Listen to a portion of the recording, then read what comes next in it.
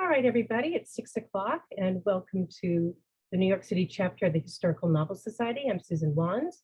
I'll be monitoring the questions in the chat field for our guest lecturer today. So if you have questions you'd like to ask Chris at the end, please feel free to type them in.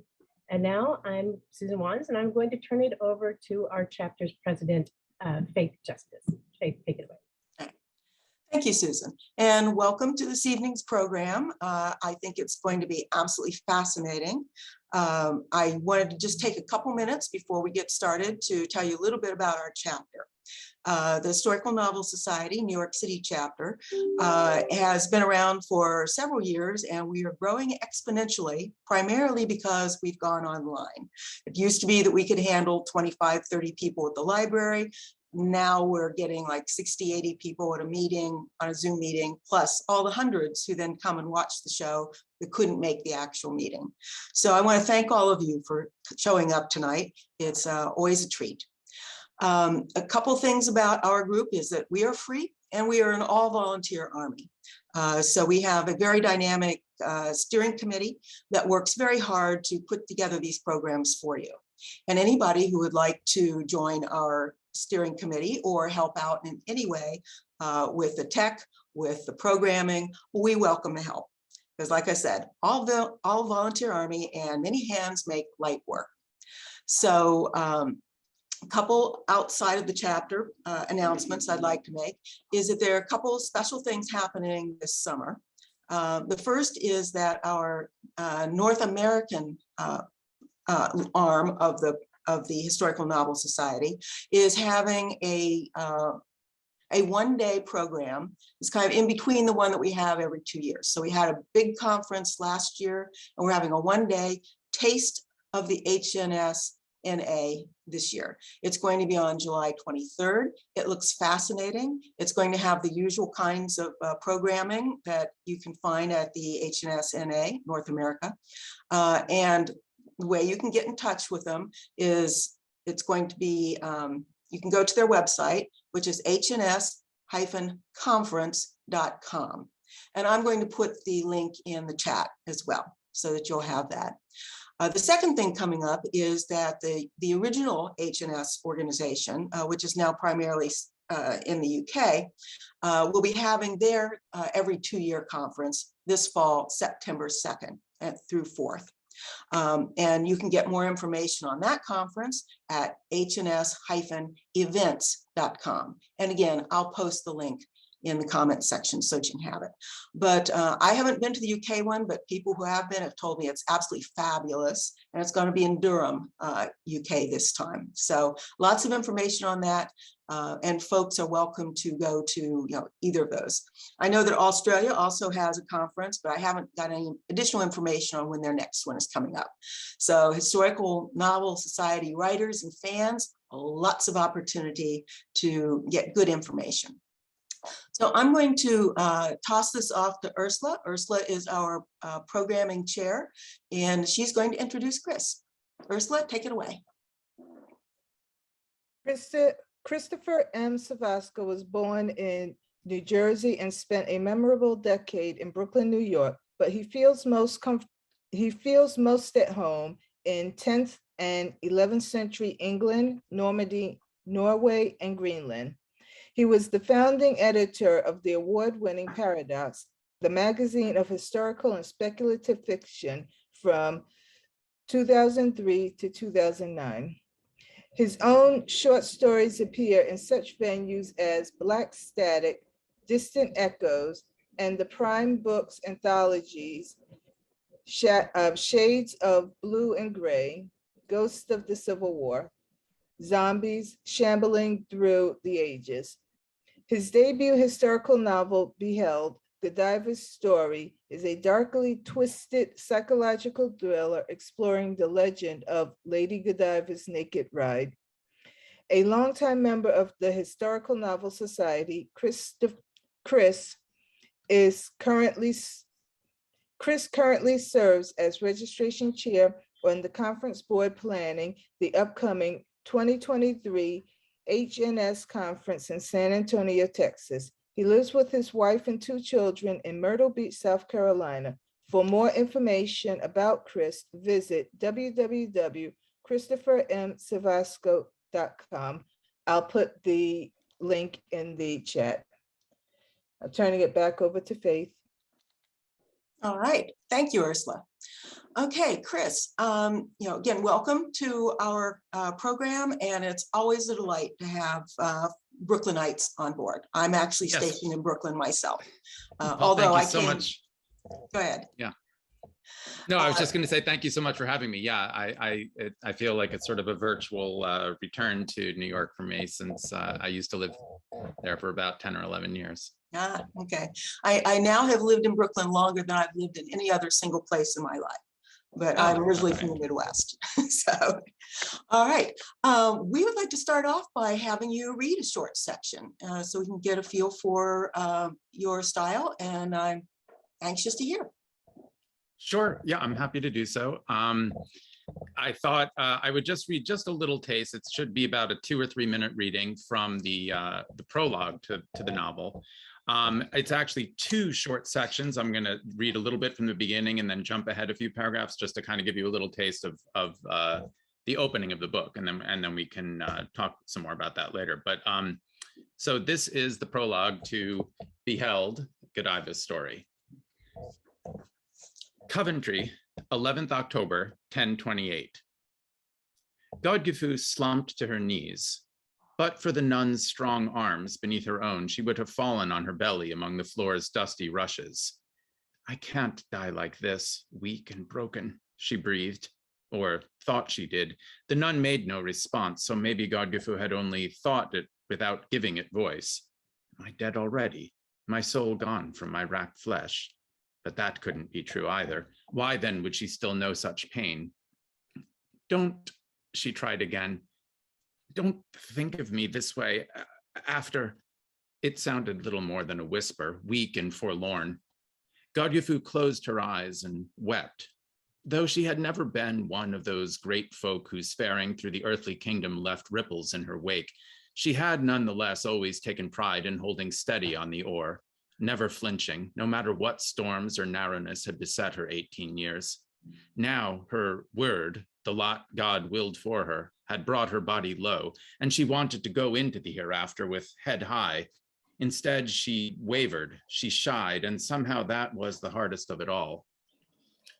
Just a little farther, Sister Eanflid grunted behind her, the nun's rosary dangling over one of Godgifu's ears to trail across her mouth.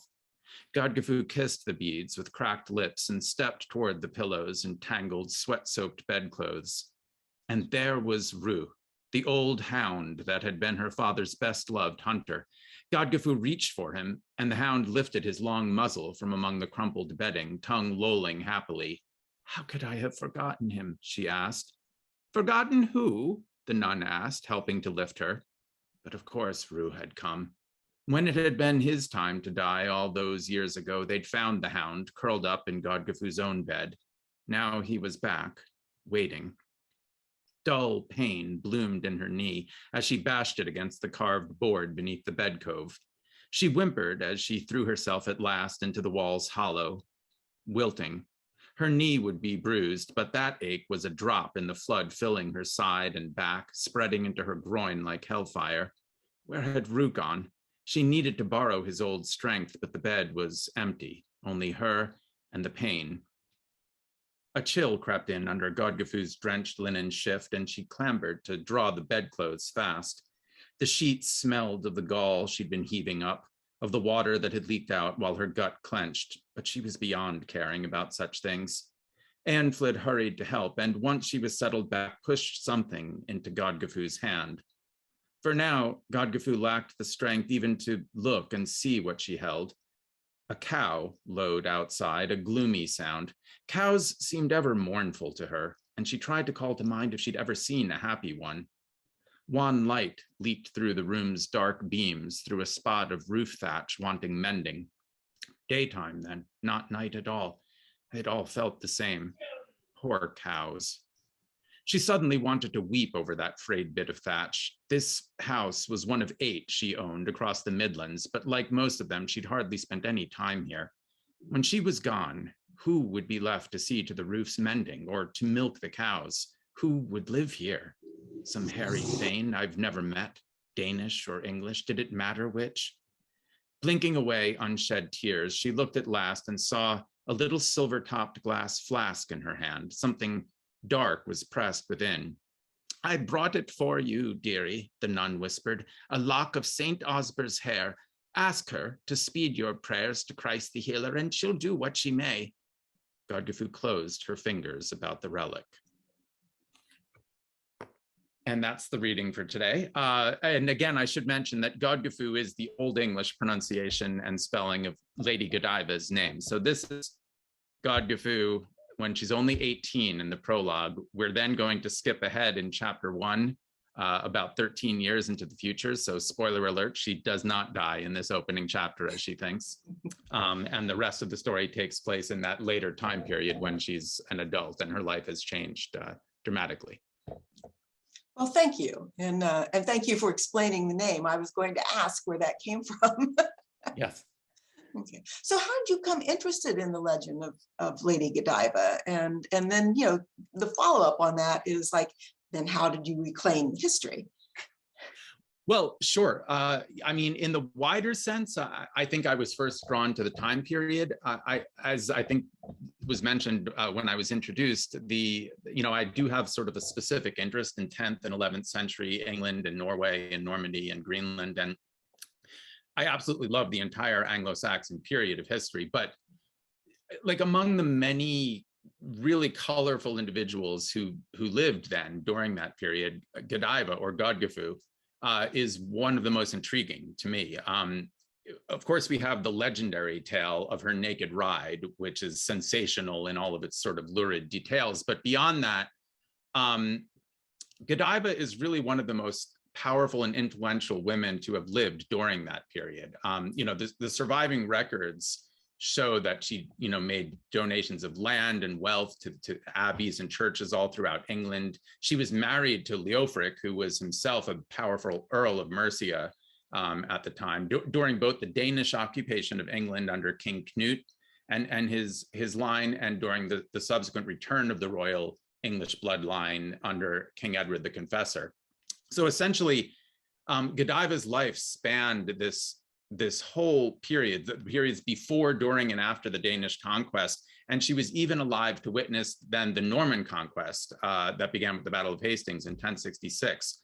I think it's interesting too that her grandsons were Edwin and Morcar, who were earls at the time of the Norman conquest, and her granddaughter, Ealdgyth, who I call Alditha in my novel to differentiate her from someone else with the same name, was King Harold Godwinson's queen when Harold fell at Hastings.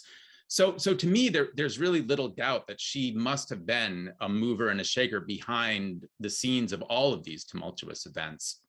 But I guess what drew me to write about her really was that although we know a lot of details about her public life, very little actually survives in the historical record to tell us about her personal life. And I wanted to kind of remedy that by filling in some of those blanks and sort of connecting the dots a little. Well, that's fascinating. I know I write also in a time period that has not a whole lot of record, like it's 5th century. So yeah, what the events are, and then you got to figure out who were these people who actually did these things. That's fascinating. Did you actually, travel to Coventry to check it out? Well, interestingly, and unfortunately, there's almost nothing left in modern day Coventry to show us what it would have looked like in the 11th century. There are other spots throughout England that I visited to sort of that do give you more of a sense of what the countryside and even, to some extent, some of the trappings of civilization would have looked like as well. But Coventry is not one of those. In fact, the river Sherborne that runs through Coventry in my novel is itself no longer even really visible in the city. It was actually paved over for the most part during the Reconstruction period after World War II and the bombings. So no, Coventry itself was not a source of that. But one spot in particular that really ended up impacting the novel that I visited was a sort of ring of megalithic stones called the Rollright stones. which are only about 30 miles south of Coventry. And those stones, which date back to prehistoric times, would have looked much the same during Godiva's life as they do now to us. And it was they have a really powerful sort of quiet beauty, those stones. They're not as dramatic as Stonehenge, but visiting those stones actually directly inspired a very important scene that happens toward the end of my book that I ended up setting at the Rollright Stones. So, yeah. So given that, there's not a lot of the written record, how did you go about your research and how did that influence your story? Sure. Well, I mean, there is a decent amount of written record. It's just that not all of it is going to necessarily illuminate what I needed to bring Godiva to life. I mean, I gobbled up all of the surviving sort of contemporary sources like the chronicles and the land grants and the charters, things like Doomsday Book and all that fun stuff. Fun to me, at least. I think one of the most exciting resources that I came across was it's really just this astounding Old English manuscript called Visio Leofrici, which I guess translates sort of to the Visions of Leofric. And this document dates back to the 11th century, so basically contemporary to my characters. And it recounts a series of holy visions that were supposedly experienced by Godiva's husband during his lifetime, by Leofric. And that source in particular just felt like it was sort of heaven sent to me as a novelist and, just in its sort of dramatic content. And so I made sure to find a way to incorporate as much of that as I could into my story. And I also then ended up looking at archaeological studies of sort of Coventry's Anglo-Saxon churches, and I read biographies of some of Godiva's most important contemporaries like King Knut and Edward the Confessor, that sort of thing. And then, of course, there's a whole bunch of really amazing secondary sources that are available by modern historians and medieval scholars. I think probably the most useful of the one that I referenced the most when writing this particular book is one by an historian named Stephen Baxter called The Earls of Mercia. And that was just an invaluable resource. So what was the biggest surprise you came across while you were doing your research? Probably those visions, the visions of Earl Leofric, I would have to say, was the biggest surprise. Yeah, I mean, for sure. Okay. Well, when we think of Lady Godiva and we think about, the naked ride and, the whole mythology that's come around that, what do you feel were some of the major truths and untruths that you discovered as you were going about this, particularly about Lady Godiva and her husband. And there's also this third character, Thomas, that, Peeping Tom, in the legend. So, what did you come across specifically about that you would like to illuminate and let people know about? Yeah, sure. I mean, in terms of the legend, that the entire legend raises these questions of truth or untruth. I mean, in particular, because the earliest surviving account of that legendary naked ride didn't actually appear until more than 150 years after Godiva died. It was in a chronicle by a monk named Roger of Wendover. So in that written account, which sort of forms the basis of the legend that we've inherited in modified form today, Godiva wants her husband Leofric to free the town of Coventry from this oppressive tax, and her husband answers her sort of flippantly that he'll do it if she mounts her horse and rides naked through the town market, meaning he'd never do it because he couldn't imagine his wife would do something like that. But in this legend, Godiva calls his bluff and rides through Coventry covered only by her long flowing tresses, and the town is freed from its tax burden. So it wasn't then until as late as 1678 that the legend's other famous figure of Thomas was added into the mix. In that version of it, he's a tailor who peeked out at Godiva as she rode naked while the rest of the townsfolk all hid themselves indoors to sort of spare her the shame of having her nakedness looked upon. And in that version of the legend, Thomas is immediately struck blind, or in some cases he's struck dead for his, by God, for his voyeuristic transgression. And of course, as you mentioned, this is where we get the modern term a peeping Tom. So, when we talk about truth and untruth in that, frankly, the entire ride itself is quite unlikely to have ever happened. And the Peeping Tom character is almost certainly entirely fictitious, given that it was such a late addition to the legend. But beyond that, it sort of just seems improbable that a powerful and pious noblewoman of the time would have willingly engaged in such a scandalous public act, number one. And then number two, the only really contentious tax during Godiva's lifetime would have been the national herageld collected by the king. And that wasn't really a tax that an earl, like her husband Leofra, could have unilaterally struck down, even had he wanted to. And even had it been some local tax that they were talking about, Godiva actually owned the lands of Coventry in her own right. So it would have arguably been up to her and not her husband to relieve Coventry of its financial burden. So the whole legend kind of falls apart when you really start to take it apart and look at it from a historical perspective. But the main sort of conceit of my novel was that I wanted to start from the assumption that something did happen, some version of this naked ride. And then I sought to weave it more plausibly into the historical setting and context so that it happens in something of a recognizable form, albeit in a form that might have grown in the subsequent accounts of it and received embellishments or alterations over the ensuing centuries. But so that's where I'm at with the legend in the book. Okay. And, the whole idea of, women's role in this time period is fascinating. Now, I'm sure that Godiva's was different from peasants and, farmers and Sure. Tailors and, other women who did other kinds of things. What did you find out about that? I mean, was she really an outlier, or was this more, women at this time could do these things? No, I mean, if you were fortunate enough to be someone like her who was of the nobility, essentially, and of the landowning classes in Anglo-Saxon society, no, there were definitely very powerful, influential women at that time. More so, I would say, at that time than later in the Middle Ages after the Norman Conquest. I think things sort of tightened up a little bit after that and kind of went backwards in a way in terms of women's rights and responsibilities in society. But no, absolutely, she would have the lands that she brought to the marriage that were hers, she would have retained, ultimate responsibility over. And also there's an interesting sort of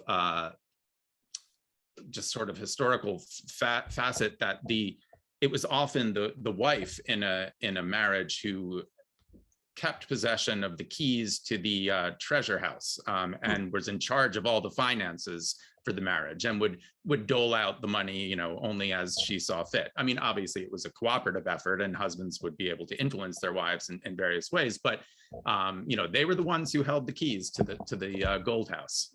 So, or the penny house, the silver house. The silver house, okay. Yeah.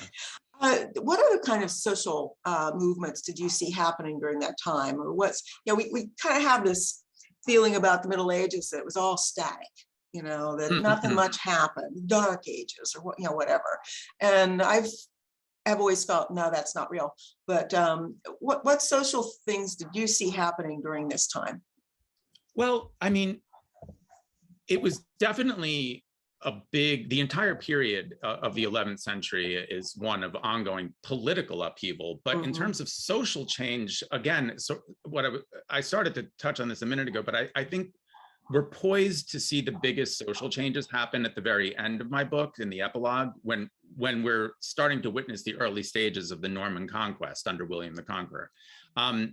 Because really, for all of their warring against each other and the back and forth between, the English kings and the Danish kings during this period taking the throne of England, the Anglo-Saxons and the Danes, or the Vikings, if you want to call them that, they were actually more similar to each other than they were different at this period. They were both of a more northerly tradition, and particularly in the 11th century as opposed to earlier centuries, many of the Vikings were often Christian, themselves. These weren't necessarily pagan Vikings.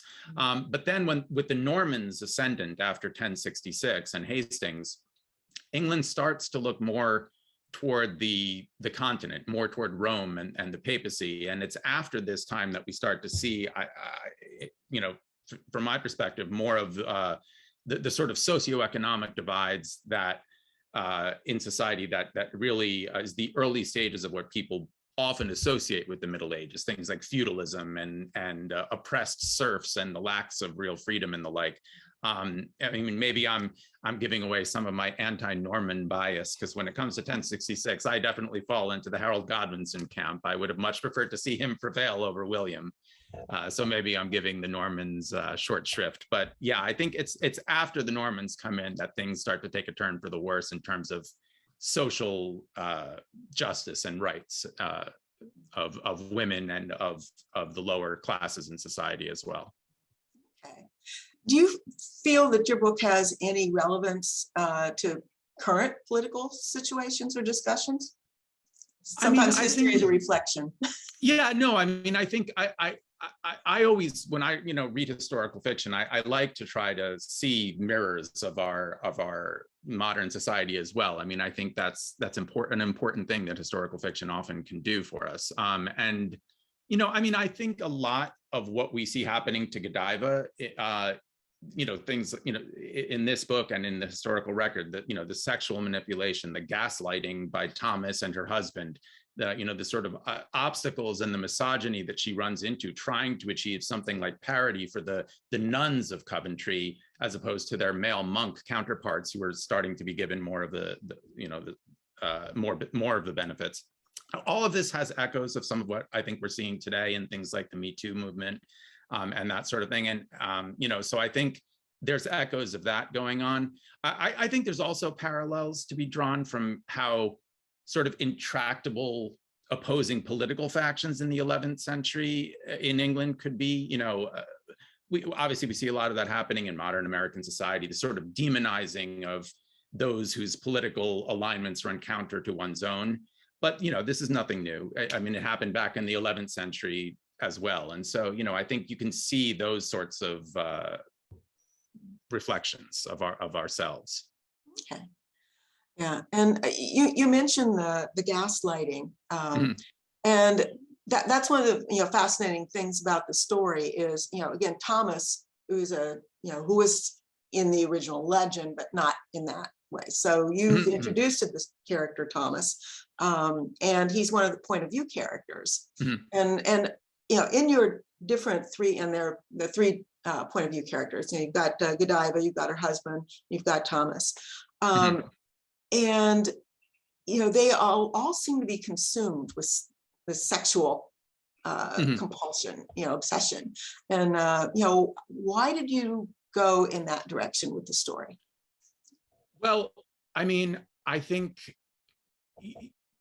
starting from the perspective that we have this, most people first hear about Lady Godiva from this legend of her riding naked on a horse, or they know of her from the Godiva chocolates, which also has a picture of her naked on a horse on their wrappers. So I think, I think when I sat down to write this book, I knew that those sort of voyeuristic and exhibitionistic sort of themes were going to have to feature prominently in some way, historical or not. I felt that readers were going to be disappointed going into a story about Godiva and not finding some of those themes in there. But what I really wanted to do was kind of take apart those themes and explore them and even to subvert them in some ways. And what I mean by that is, to some extent, I wanted to confront the fact that the legend itself, in many ways, is objectifying Godiva, sort of putting her naked on that horse for purposes of titillation. And foremost, I wanted my book to be Godiva's story. I wanted it to reveal the woman behind the legend. And so while I do keep that voyeurism and sexuality in there, I wanted those things to be about something else, something that reveals deeper truths about the setting and the characters, or about human nature and about Godiva, both as a sexual being herself and as a character confronting the perils posed by how those around her sought to co-opt her sexual identity. I mean, I would say that for Godiva, hers at least, I sought to portray not as any form of like, I think you used the word addiction, or it wasn't a sort of a deviance or obsession, just a perfectly natural sort of sexual desire that she had.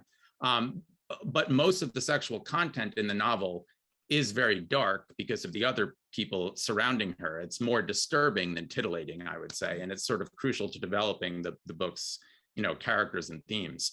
And yeah, as for Thomas, I don't think I'm spoiling too much to say that he's basically a pure sociopath or psychopath in my novel. So much so that his voyeuristic tendencies are not even necessarily, I wouldn't say sexual in nature, because I never show him being aroused by his voyeuristic acts. Rather, they sort of feed into his warped, I guess, religious worldview and cosmology, which kind of merges elements of Anglo-Saxon hagiography and pagan folk beliefs and Welsh myth.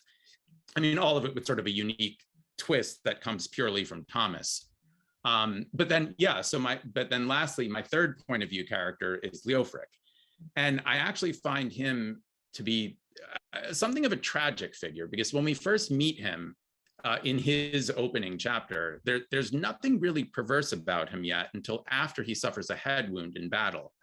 And that sort of then compounded throughout the novel by sort of advancing stages of age-related dementia, because he's much older than Godiva in the book, and sort of profound feelings of guilt that he feels over he was forced early in the book to sort of slay his own countrymen at the order of the Danish king. And I think all of that mixes together to lead him towards something of a psychological breakdown in the book. He wants to be a good man. He wants to be a good earl and a good husband. And initially he is all of those things, but his own physical and mental infirmities almost betray him and lead him down a very dark and twisted path. So I don't know if I answered your question or if I. Oh no, yeah, that was really interesting. Thank you. Okay. Yeah, it's getting into the psychological development of characters is key part of the craft. And thank you for elucidating how you handled that. Sure. At this point, we're going to do tag team here, and Okay. I'm going to toss it back to Susan, and she has some Okay. additional questions she wants to ask. Sure. Susan?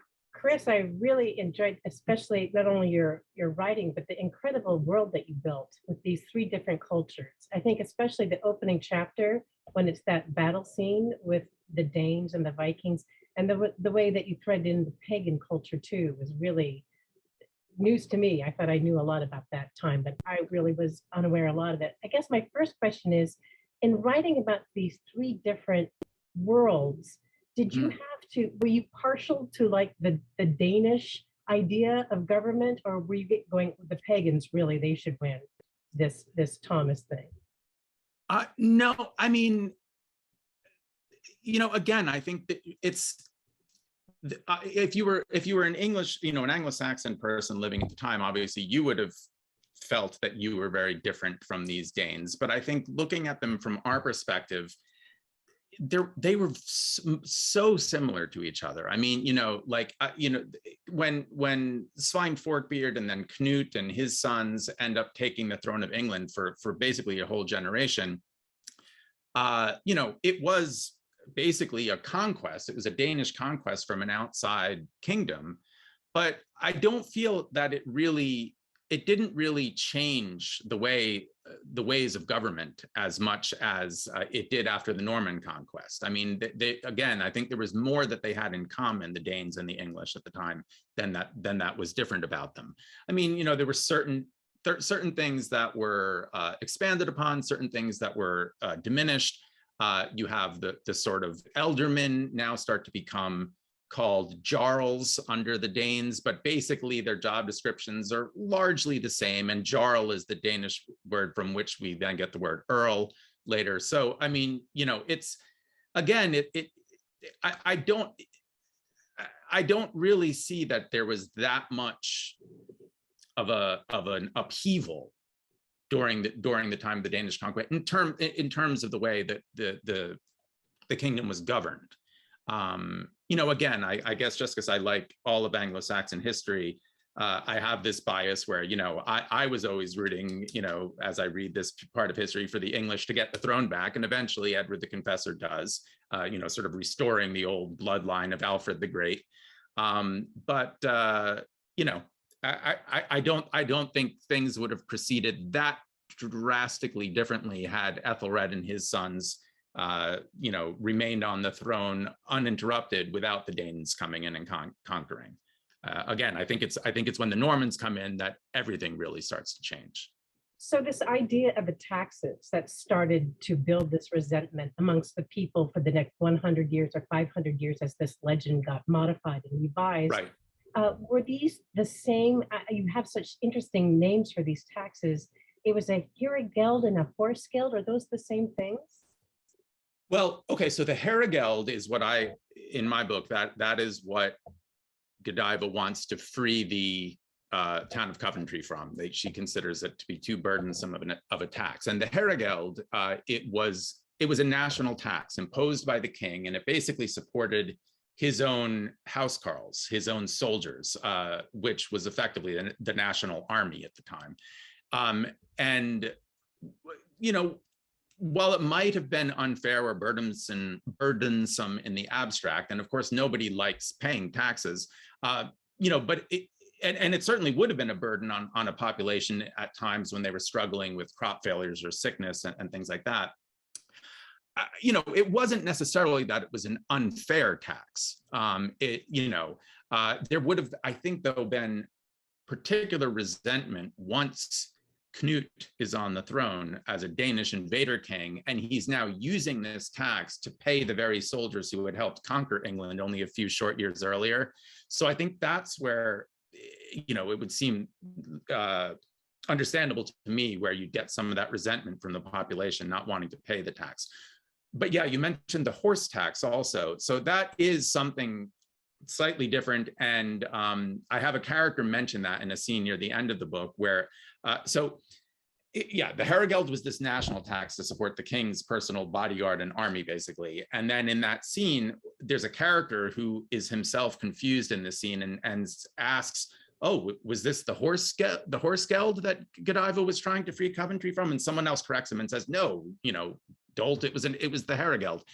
Now, I think, to me, what the Horsgeld was basically another type of tax. Essentially, it was a custom tax on horses that existed at the time.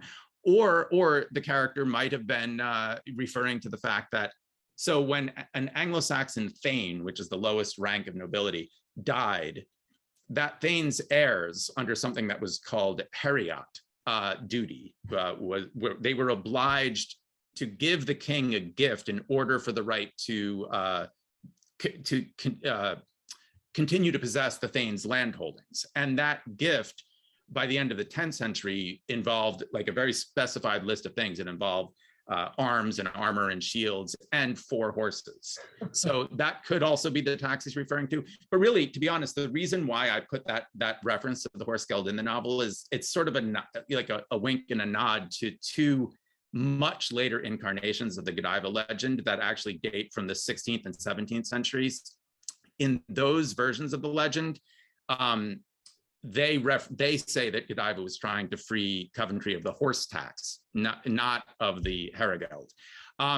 That doesn't really feel authentic to me. That feels like just a later mistake or addition to the legend.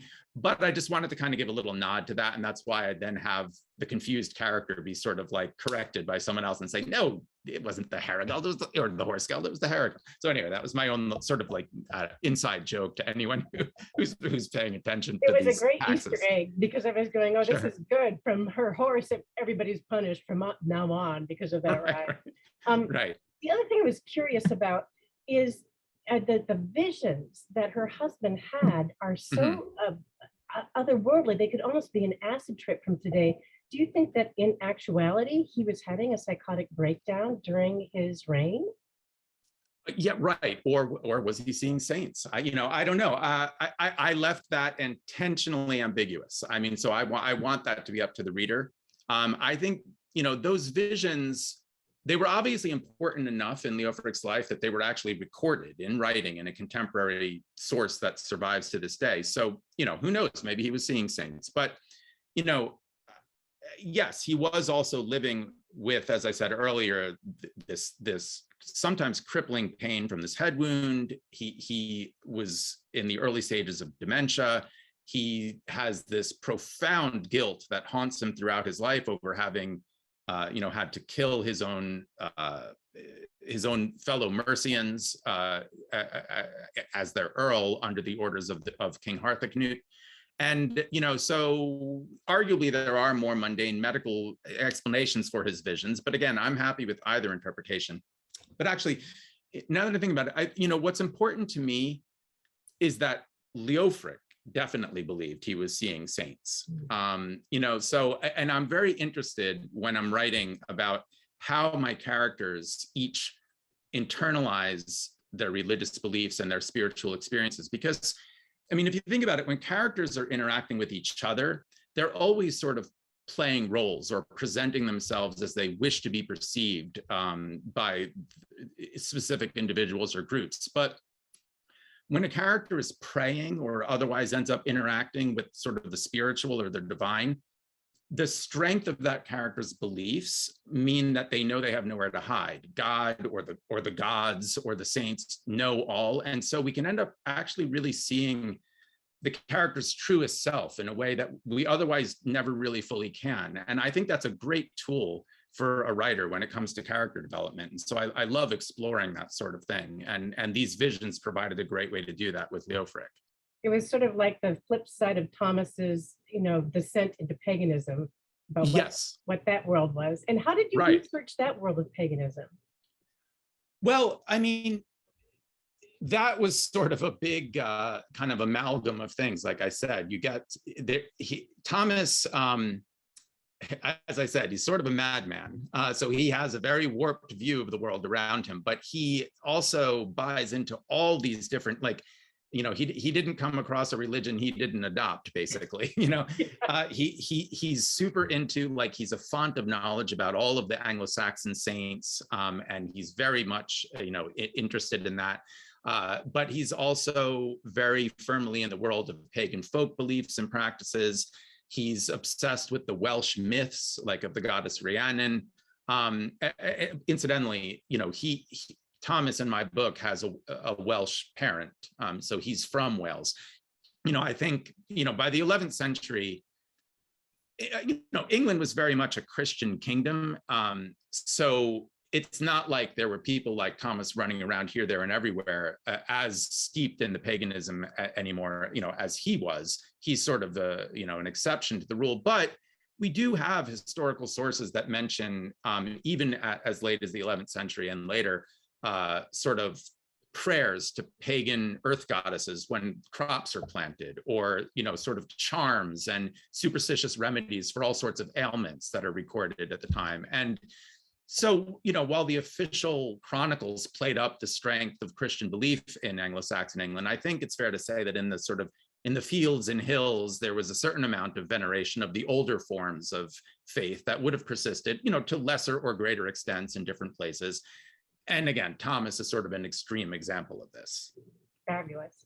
And Lady Godiva, she actually had a first husband. Is that in the book? Is that historically true? Well, so yeah, that's interesting. So yes and no, I guess is the best way to answer that. What I mean by that is, so we have, we know very little from the historical record about Godiva's parentage and about her early life. That's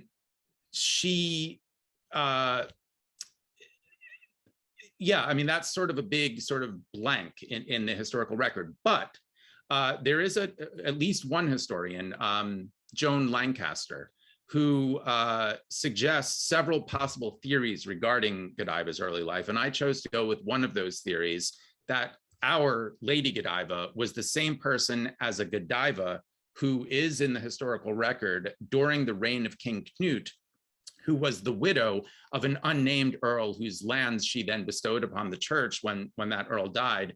And she later gave additional lands of hers at Barking to the church when she was apparently near to death, sort of like a deathbed bequest, which is something that we see happening in my prologue.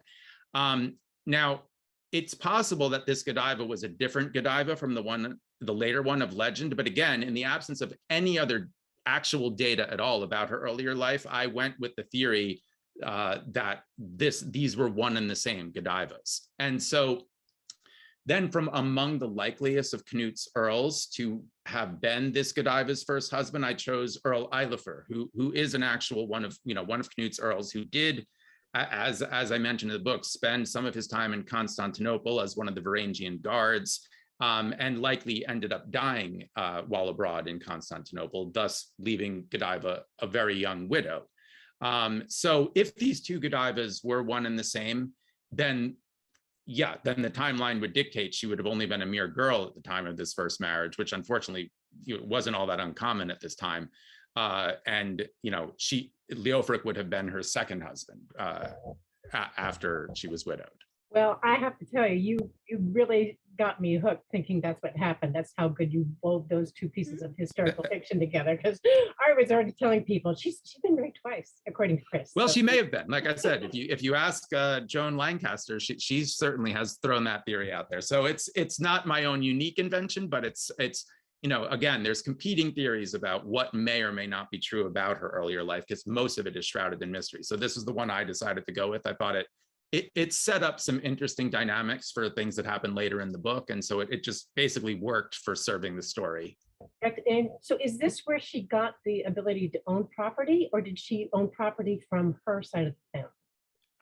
That's all would be from her side of the family. Whether we're talking about the young girl, the young Godiva, who we know gave all these bequests of lands, or later land grants and records that show what for sure our Lady Godiva owned. Most of these would have been lands she inherited from her parents. Not necessarily from Earl Eilifer. He actually wasn't on the scene for long enough to really have built up a lot of land holdings. He was sort of there, came over during the Danish conquest, and then left very, very quickly after their marriage, and was in Constantinople until he died. Well, we have an interesting question in the chat, which is someone wants to know, could Godiva will her land as she wished? As far as I know, yes. I mean, that would have been something that she could do. Now, again, if she was survived by her husband, I mean, there would have been all sorts of other complications that could have come into play. But yeah, in general, as I said, in this period before the Norman conquest, wives and women had far greater landholding rights. But by the way, both in Anglo-Saxon England and in the Scandinavian world, this is true, than they did later in the Middle Ages, where those rights were more seriously curtailed. So I will guardedly say yes, is the answer to that. Excellent. So the king that's in the majority of your book is King Edward, and it's spelled Eadward. So it's still pronounced Edward? It's Edward. Yeah, just for flavor, I went with one of the Old English spellings of it. It's funny when you research things in the Anglo-Saxon chronicles, it's, I mean, any individual in there, you're going to come across like 8 different spellings for the same name. But this was one that I thought, just by adding that extra A in there, kind of made it feel a little older. It wasn't just Edward, There's good old timing. You have described him as more Norman than English, more beholden to the Pope than to his own Fegans. What are the Fegans again, Chris? The Thanes, yeah. They and again, Thegn, that's like more of an older English spelling of the modern spelling, which is Thane, which basically was the sort of lowest ranking form of nobility in Anglo-Saxon society, a Thane. But so yeah, I think it's fair to say that when Edward regained the throne, he didn't regain the throne, but his bloodline regained the throne. He was, as I said, a direct descendant going back to the line of Alfred the Great. Ethelred was the king at the time of the Norman conquest. Ethelred the Unready, we call him today. But then the Danish conquest happened. And then during all that period of Danish occupation, Edward was living in exile in Normandy. So had basically grown up and lived most of his life in Normandy for the better part of a generation. And so when he came back to England to reclaim the throne after Knut's and his sons had basically just died out, and there were no strong enough Danes to kind of wrest the throne, I think he would have been perceived almost as more Norman than English. He probably would have had, having grown up there, he probably would have had a Norman lilt to his speech. He would have certainly been bilingual, at least in Norman French and in English. And so, yeah, I think a lot of people saw him as something of an outsider, but again, with this sort of nationalistic pride and wanting to be like, let's finally kick these Danes out of here, at least he restored the actual English bloodline to the throne. And so it put an end to Knut's line. Yeah, you have this fascinating power struggle between Edward and his mother, where he suspects her of conspiring against him. Was that founded in fact too? Well, so this is Lady Emma. And again, I'm going to have to answer that by saying yes and no. Because there are actually various conflicting historical accounts of Emma's life and her deeds, some of which are very unflattering to her and were probably written by her detractors, afterwards to kind of as a smear campaign. But there are some accounts that suggest that she actually did this, that she had written to the king, to Magnus, the king of the Danes, to come and conquer her son Edward's kingdom and holding. And so to better serve the story I was telling, I credited some of these less flattering of the less flattering of these conflicting accounts. And yes, she does come across, and unfortunately, something of a less than flattering light. So I feel I kind of owe it to her to state clearly that Emma was an absolutely astonishing figure. She was queen of England, Denmark, and Norway through her marriages to King Ethelred, the English king, and then she ends up remarrying King Knut, who had basically conquered Ethelred. And so she is at the very center of all of the events that shaped England during the entire first half of the 11th century. And she was an absolutely, by all accounts, brilliant individual, and certainly, again, like Godiva, a huge mover and shaker behind all of the events going on in England at the time, England and beyond, and in Normandy, and even as far as the Scandinavian world. But she was sort of at the tail end of her life. Once she was about almost a generation older than Godiva. So she was sort of, her power was waning as Godiva's was, waxing. And did she give as many land bequeaths in her old age as Godiva did, or did her son wrest those away from her?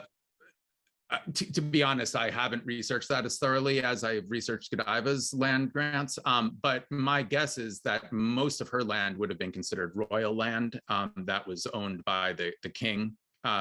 So by the throne, basically. So she probably had far less of an ability to do that than Godiva would have. Particularly because Emma was originally from Normandy. She came over to England to marry Ethelred, so she didn't have the kind of legacy of family land being inherited as much as someone like Godiva would have. And also, I think, again, whether or not this letter to Magnus actually happened, there was some sort of falling out between Edward and his mother at the end of her life. And I think at that point, he made a point of stripping a lot of her wealth and lands from her. Some of that went back and forth because he was also kind of waffled and sometimes decided he forgave her. Sometimes they were on the outs again, but they had a very tumultuous relationship at the end of her life. And this church that Lady Godiva is building with all the artistry, is that still standing? There is the church by that name is still standing, but almost nothing of the structure that was built. I mean, it has been built and rebuilt so many times over the years and destroyed and damaged in various, centuries that there's almost nothing left of the original structure, perhaps other than, the footprint of it or the foundation somewhere beneath it. So the church is still there by that name, but it's not anything like what she was building. Well, it's certainly a fascinating idea that you have to weave all these different ideas together to come to that fantastic ending where everybody's sort of, trying to figure out who's going to win. I don't want to say anything more about it because I don't want to spoil it. Right, okay. But can you also talk a little bit about what was your first impression of the Lady Godiva legend? Did it turn out to be, I know that you've totally rewritten it, but was that the hook that got you interested in this part of history? Yeah. Well, no. I mean, as I said, I've always been interested in this period of history. So I came to the period first, and then to Godiva, only as I delved into the period. But yeah, I mean, in terms of I'm sorry. So your question was how did the. And how did you first get interested just in that legend? I mean, there's so much. In the legend. Yeah. Yeah, well, I mean, it's a really compelling legend. I mean, it's what it's funny. It's somewhat erotic. It's somewhat fascinating in terms of just like a little glimpse into. It's very rare that you have these sort of I guess. Dramatic interchanges recorded in the history of this period. I mean, it's mostly like charters and grants and things like this. So the fact that we had this little moment sort of frozen in amber for us to look at, whether or not it's all true or partially true or based on something similar and has changed over the time. I mean, it's a really fascinating little glimpse into just a fun moment between a husband and a wife, and this sort of like, yeah, okay, fine, I'll do that if you ride naked. And then she calls his bluff, and it's great. It's fantastic that she does that in the legend. I mean, again, probably didn't happen that way, but it's fascinating. And so then, that's what drew me into wanting to learn more about, like, well, yeah, so if it didn't happen that way, but something had inspired this legend, what's something that would have been more historically plausible? And so again, that's sort of how I came to it and how I came to want to write a book about it. Oh, that's great. That's really fabulous. I'm going to just look through our chat. Faith, Sure. You want to take this over and I'll see what questions I have that have been personally emailed to me, and then I'll bring them up in just a second. Oh, I think you're muted, Faith. Yes, I was being good and muting myself. And I think this is like one of the first times I didn't notice. Okay. Anyway, so I also want to let the participants know that Chris is working with the Historical Novel Society North American conference, and he's the registration chair. So if you have any questions for him about the larger organization, please feel free to also put that in the chat. There's a good deal of information going out now about the program itself. And I'm going to put you on the spot here, Chris, but do you have any favorite things that are coming up in the program? Well, I mean, I'm very excited. We just announced this Taste of HNS thing that's happening later this summer, because this is the first time we've done something like this. I think there was a sense that, like, well, gosh, if you're only going to the North American conferences, 2 years is so long to wait between them. Is there something we could do to kind of bridge the gap?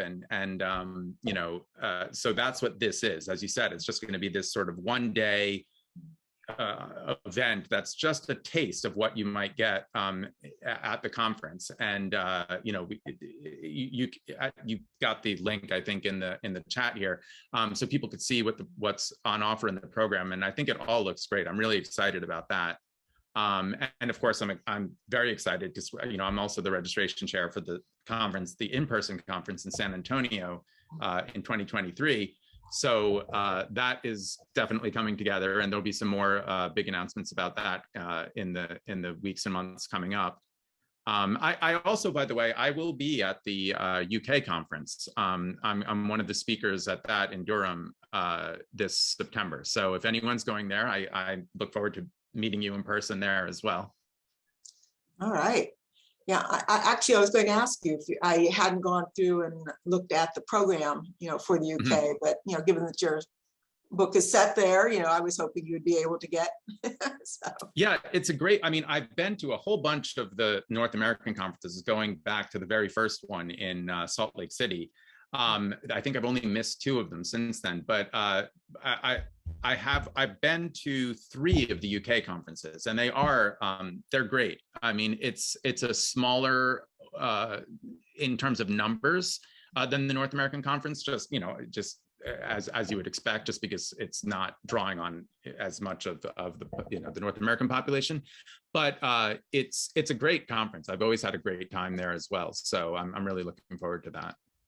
Yeah, and I actually think I met you when it was at Salt Lake, because I seem to remember, meeting you and having a drink or something like that. Way back when. Yeah. So, yeah, and we actually do have a question about San Antonio. Someone is saying San Antonio in July sounds hot. Will we have a virtual component?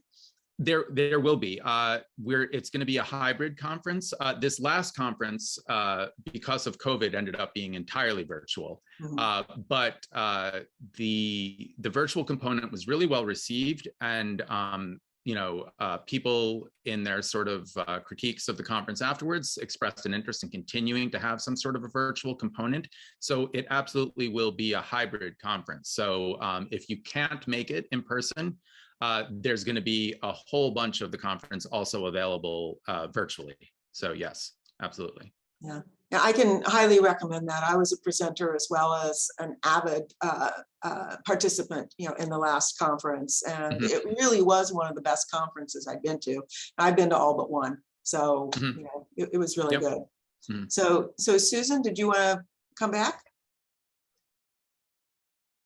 She wanted to ask you some questions about the hallucinations from Leofric. At that time, did they have the infestation of the wheat that could cause the hallucinations, like the theories about St. Anthony's visions? Right. The ergot poisoning, I think it's called, something like that. Yeah. Right. Yes. There's some,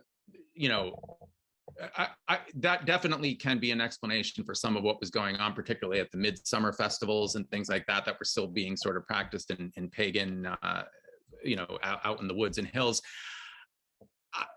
I don't know. I don't know why that would necessarily be something that would explain Leofric's visions, only because it's actually a series of 4 visions that take place at different locations at different times of the year, over a period of years, actually. So it's unlikely, even if that maybe explained one of them, it probably wouldn't explain all 4 of the visions.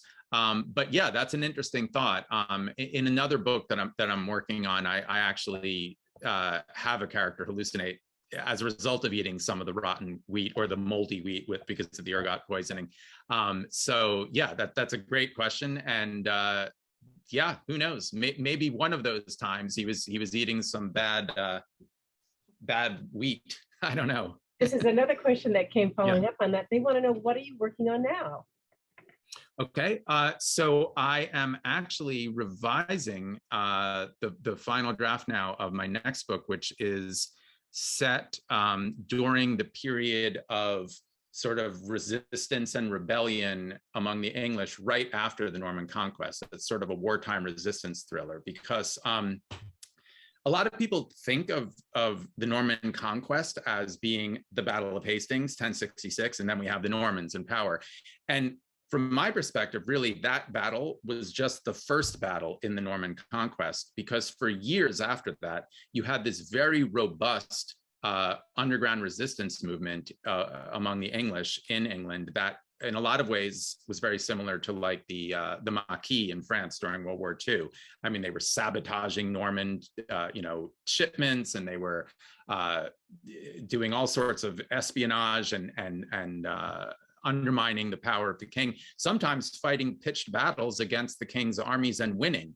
It actually angered and frustrated William so much, this resistance movement, that you ended up having something called the Harrowing of the North a couple of years after the conquest, where in reprisal for what he saw as the part of the country that was harboring all of a big number of these resistance fighters, he just marched his army through the north of England and just razed towns and villages willy-nilly, salted the earth, burned the towns down, slayed men, women, and children in the streets. I mean, it's like, it's a war. It's basically an atrocity that William committed on the English people just a few years after the Battle of Hastings, and that was directly in response to this resistance movement. Just his growing frustration with how much of a thorn in his side this movement was. So anyway, it seemed like it was ripe for a novel, and so my story is set. It's actually, my main character is a priest who basically leaves the church and ends up falling in with these resistance fighters, and it's that's the next book. That sounds great.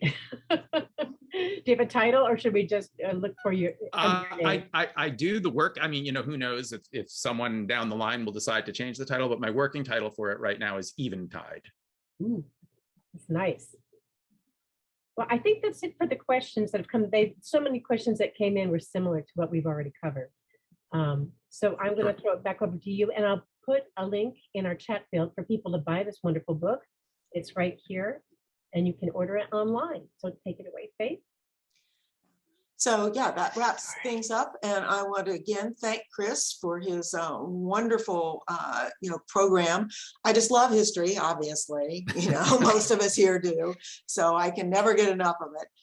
And the time that you're talking about is relatively new for me. I think I, personally have come up through Alfred the Great, but then things get really hazy after that. So I truly very much enjoyed it. And particularly the whole part of recovering, an historical person behind the myth and legend. So many of us actually do that in our work, and it's always a pleasure to see how authors approach that. So again, thank you, Chris. Thank you so much. Yeah. Thank you for having me. This was great. Very good. And I also want to thank Susan for all the work behind the scenes. She's our tech guru, and Ursula for setting up the programming. She always does a wonderful job with these things. Our steering committee that is always working on the promotions and the emails and the correspondence with people. Someone did ask, because they missed a lot of the program, if this would be available, and yes, it will be. We always have it on our Facebook page, and we are hoping that we will set up a YouTube channel. That is one of the projects that is still available for anybody who wants to come on and help us set up our YouTube channel, because we do have all of our programs recorded, and we'd love to get that up and running. So again, thank you, everybody. And Chris, I'll let you have the very last word. Well, I just want to, again, just reiterate how great it was to be here. Thank you so much for inviting me to do this. Thank you to everyone who came. I hope you enjoyed our talk. And yeah, this was great. Thank you very much. Thank you. Oh, I'm going to usurp the very last word. Okay, we do have history in the making tonight. I would encourage everybody to tune in and see what's happening in our own country here in the United States. I don't know if we have anybody outside, but we don't often get to say that we can watch history being made, but that is happening, and I would encourage those folks who are interested, and should be, to watch. So thank you all, and we'll call it a good night. Okay, good night. Aloha. Good night, all. Thank you.